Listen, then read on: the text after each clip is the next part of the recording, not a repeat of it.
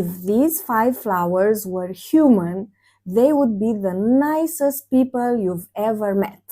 Each one of these 5 flowers can grow in any kind of soil, whether you have poor garden soil, clay soil, very sandy soil, very acid soil. These flowers really don't care. They will grow for you and they will bloom for you incessantly. And that's why I love them so much.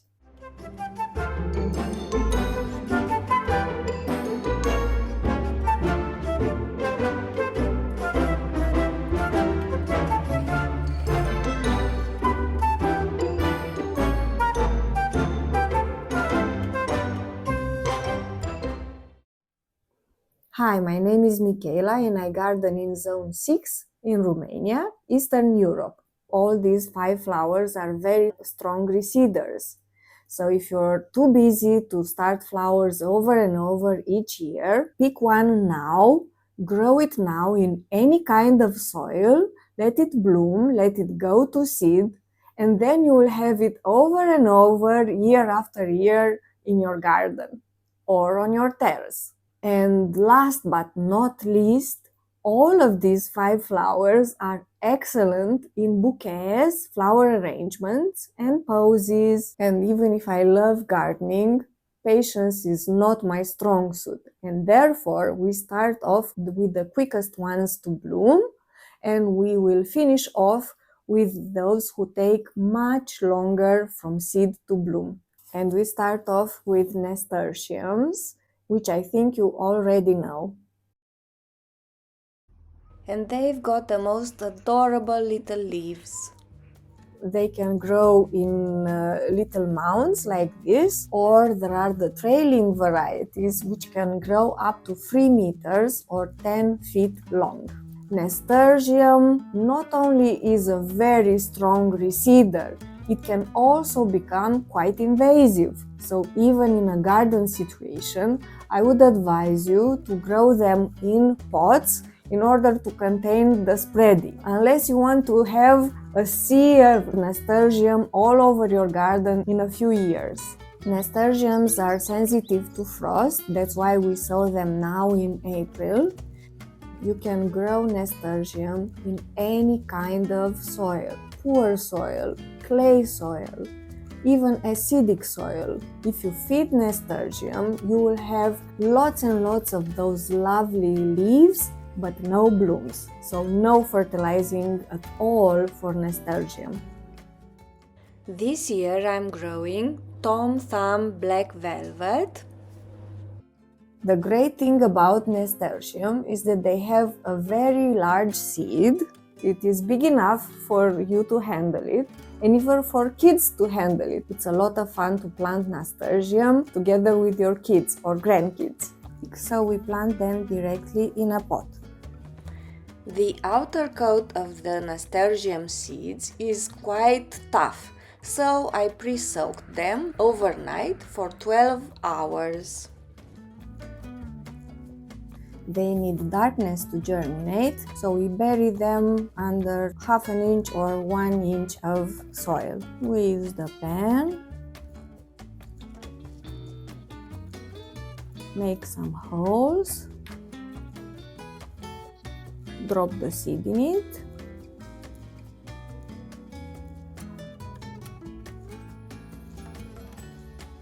and cover up with soil. And the label, of course. And that's it. They are very quick to grow, and you should enjoy nasturtium flowers in 70 days since sowing them. They like full sun, but they can also tolerate some shade.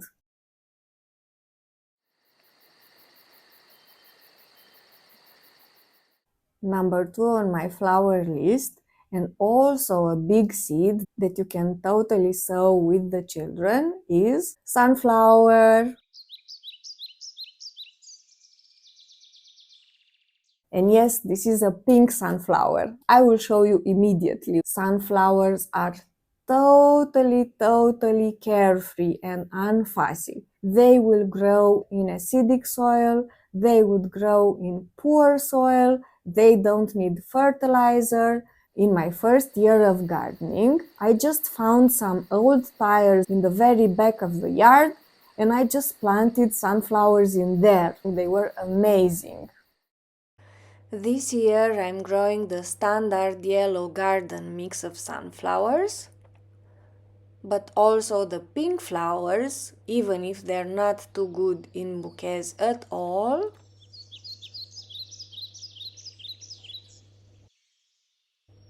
And later for fall I will grow the dark chocolate sunflower. Sunflower seeds follow pretty much the same procedure as Nasturtium. We plant the sunflower seeds directly in a big pot because they are pretty big too. They don't have the best germination rate, so we sow 2 seeds per pot. If you are planting them directly outside, use 2 or 3 seeds for each sowing. They also need darkness to germinate. We make the holes. We drop the seed in it.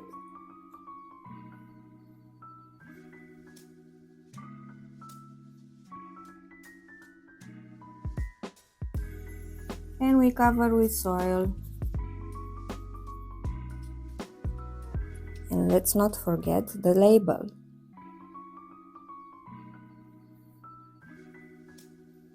And that's it. They germinate in 4 to 5 days, but they grow very quickly. So in like 3 weeks after sowing them, you need to transplant them in the garden or in some big pots. They like the sun, but they will tolerate some shade.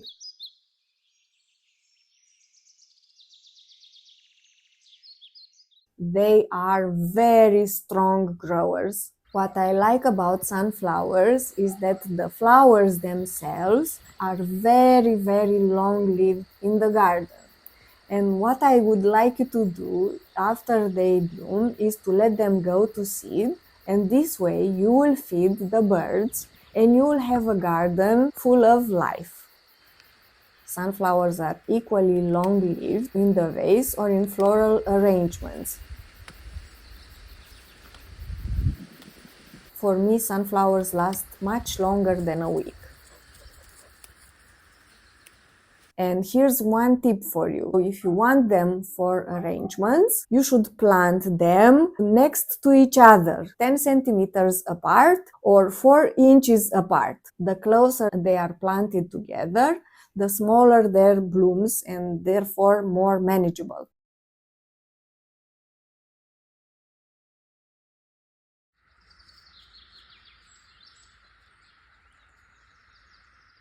Number 3 on my list is Clary sage, and this one is especially good for bouquets. Not only salvias are very nice people and they don't require any type of special soil or very rich soil. They have virtually no pests. They are very resistant to cold and they are very resistant to pouring rain. They hold their heads up. No fertilizer for this flower. You can grow the perennial one, Salvia nemorosa, in exactly the same conditions. And that one you sow once and you have it for a long time. They are virtually maintenance-free in your garden. This year I'm growing the Tricolor mix in white, pinks and deep purples. I want to show you my favorite setup for starting seed indoors in cell trays. Peekaboo! Peekaboo! These are my favorite cell trays to sow my flowers in. They are super compact and I can grow in here 104 flowers in a very small area. And if I plant 2 seeds per cell, I can grow 200 flowers in here. It's awesome. Of course, in 3 or 4 weeks, I need to pot up the small plants into bigger cups.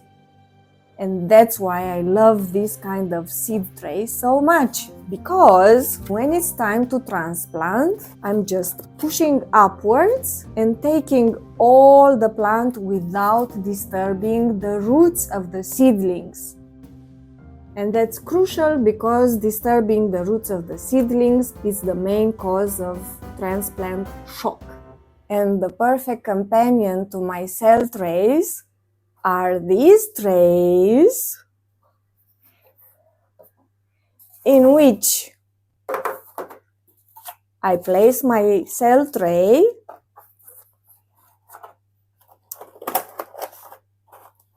and I accidentally nailed it because the tray itself is a little bit bigger. Therefore, it gives me enough space on both sides to water from the bottom. And watering from the bottom is crucial in preventing mold and algae on the surface of the seeding soil.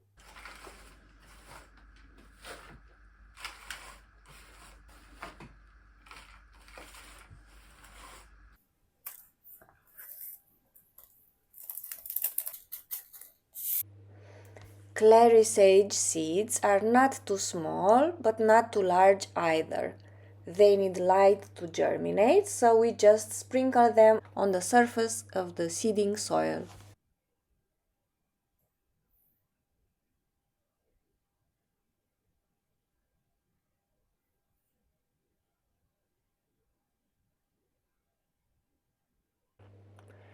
We can gently press the soil so that the seeds make contact with the wet soil.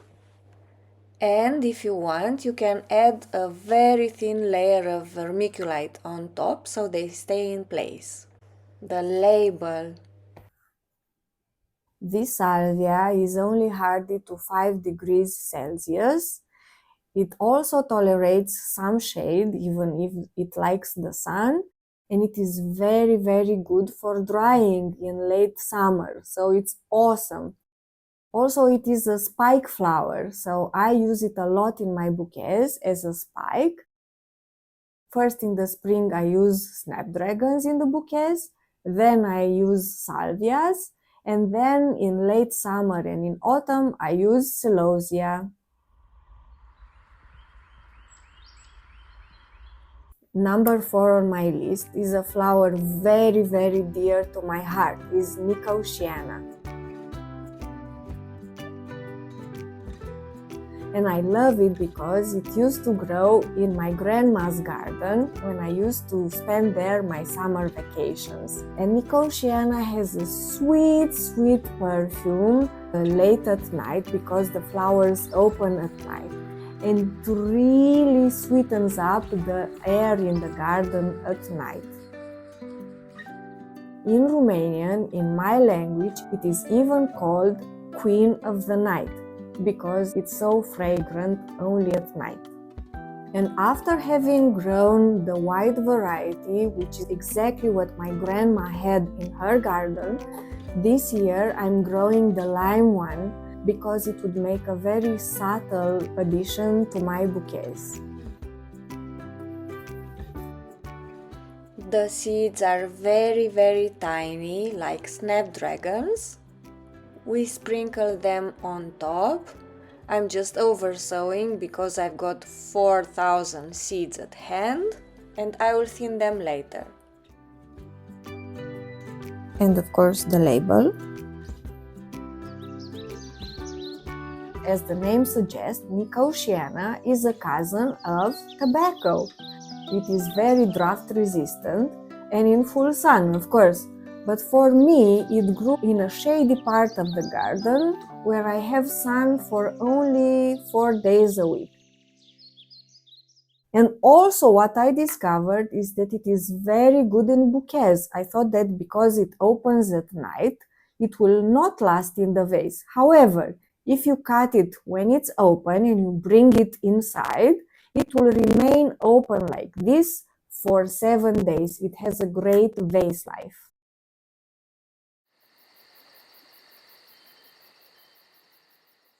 My last flower is one of the toughest cut flowers I know. It's Rudbeckia. There are many varieties: perennial Rudbeckia, biennial Rudbeckia,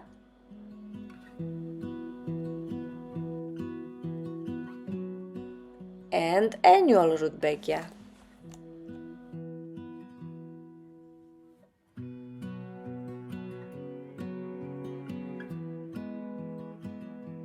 This is a very vigorous plant. From one plant you can do 3 bouquets at once.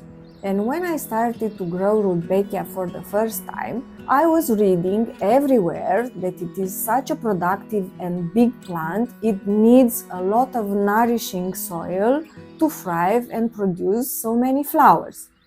However, for me, it grew even in poor soil conditions, and it even tolerated some poor sun conditions, like 4 to 5 hours of sunshine, and she really bloomed for me. And this year I'm growing the Sahara mix. Rudbeckia also needs light to germinate. Seeds are tiny.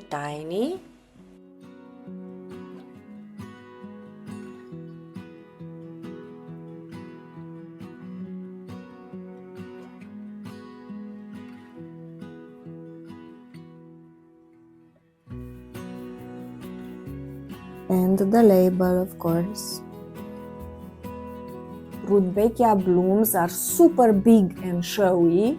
The stems are very tall and sturdy. It is a wonderful cut flower. In the garden, the flowers last for 4 weeks, I think, and in the vase, the cut flowers last for 2 to 3 weeks. If I were a flower farmer in my first season, I think I would only grow Rudbeckia. If you want those tall, showy, and very productive flowers like Rudbeckia, but you don't want to start seed, click here to see how to grow dahlias from tubers. They are very big, very showy, and very productive as well.